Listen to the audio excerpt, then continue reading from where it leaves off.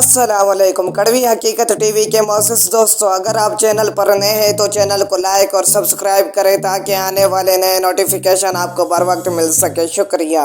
منگیتا اور لارینا آخری قسط۔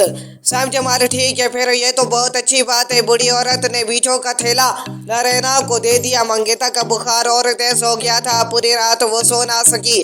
وہ اپنے بستر پر کروٹیں لیتی رہی، اس کی آنکھیں پیلی ہونے لگی۔ لارینا کو بہت خوشی ہوئی اپنی بہن کو تکلیف میں دیکھ کر۔ اس نے اس کو ان بیجوں کے متعلق ایک مرتبہ بھی نہیں بتایا اور بیجوں کو اپنے بستر کے نیچے چھپا دیا۔ اگلی صبح جب لارینا کی آنکھ کھلی تو اس نے دیکھا کہ منگیتا پسینے سے بھیگی ہوئی ہے۔ وہ مسکرائی اور وہ جب گھر سے باہر نکلی، بوڑھی عورت داخل ہوئی۔ تم نے بلا اجازت میرے گھر میں داخل ہونے کی جرأت کیسے کی؟ لارینا کہر بار گرجی۔ بوڑھی عورت مسکرائی، اس نے اپنی انگلی چٹکائی اور ہر طرف دھواں سا ہو گیا۔ کچھ دیر بعد لارینا نے دیکھا کہ وہ بوڑھی عورت ایک خوبصورت نوجوان میں تبدیل ہو گئی۔ ارے یہ کیا تم ایک فرشتہ ہو؟ لارینا حیرانی سے بولی۔ میں کوئی فرشتہ نہیں ہوں، میں ایک شہزادہ ہوں، ہاؤس ویلی ڈوم کا۔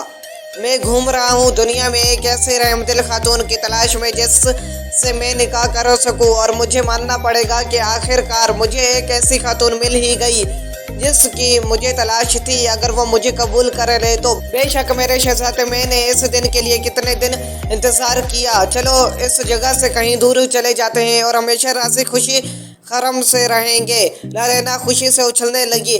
خاموش ہو جاؤ تم بے رحم خاتون، میں تمہارے متعلق بات نہیں کر رہا تھا، شہزادے نے غصے سے کہا۔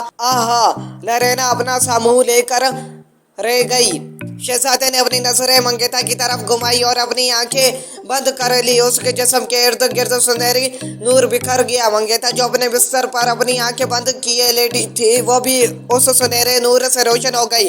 لارینا نے یہ سب حیرت زدہ ہو کر دیکھا۔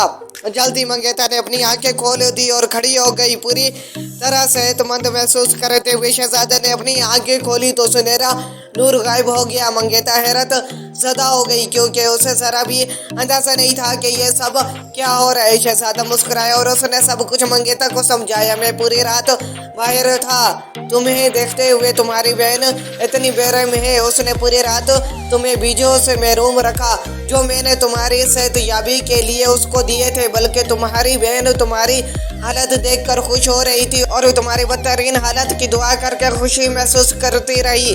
منگیتا شہزادے سے یہ سب سن کر بہت غمگین ہو گئی۔ اس کو اپنی بہن پر بہت افسوس ہوا۔ وہ اپنی بہن لارینا کی طرف مڑی۔ بہن کیوں؟ تم مجھے سے اتنی نفرت کیوں کرتی ہو؟ منگیتا نے روتے ہوئے کہا۔ او برائے مہربانی، میرے پاس اس پورے ناٹک کے لیے وقت نہیں ہے۔ اپنے شہزادے کے ساتھ یہاں سے دفع ہو جاؤ اور مجھے تنہا چھوڑ دو۔ میں کبھی تمہیں پسند نہیں کرتی تھی اور نہ ہی کبھی پسند کروں گی، لارینا نے انتہائی نفرت امیز لہجے سے کہا۔ یہ سن کر منگیتا کی آنکھوں سے اشک بہہ نکلے، پر شہزادہ اسے تسلی دینے کے لیے آگے آیا اور بولا، اس کی وجہ سے مایوس مت ہو، وہ تمہاری محبت اور رحم دلی کے قابل ہی نہیں ہے۔ چلو یہاں سے رخصت ہو اور میری سلطنت میں چلو۔ میں تمہیں اپنی بیوی بنانا چاہوں گا اگر تم مجھے اپنا شوہر قبول کرو تو، پر وہ میری بہن ہے۔ منگیتا بولی، کچھ لوگ کبھی نہیں بدلتے، بہتر ہوگا تمہیں اس کا علم ابھی سے ہو جائے۔ شہزادے سے منگیتا سے کہا، کیا تم دونوں کا یہ ناٹک ابھی تک ختم نہیں ہوا؟ میں بور ہو رہی ہوں، جلدی سے یہاں سے چلے جاؤ اور دوبارہ کبھی پلٹ کر نہ آنا۔ اس طرف لارینا غصیلی آواز میں دونوں سے مخاطب ہوئی۔ پھر منگیتا نے شہزادے کی طرف دیکھ کر رضامندی میں سر ہلایا۔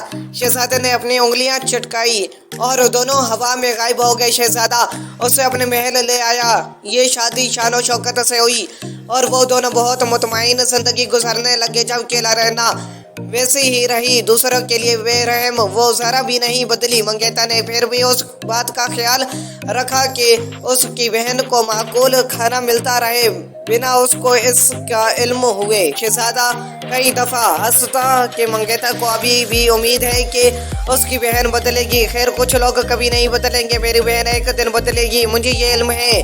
میں اس کی بات نہیں کر رہا، اس کے لیے تمہارے اعتماد کی بات کر رہا ہوں۔ اور دونوں مسکرانے لگے۔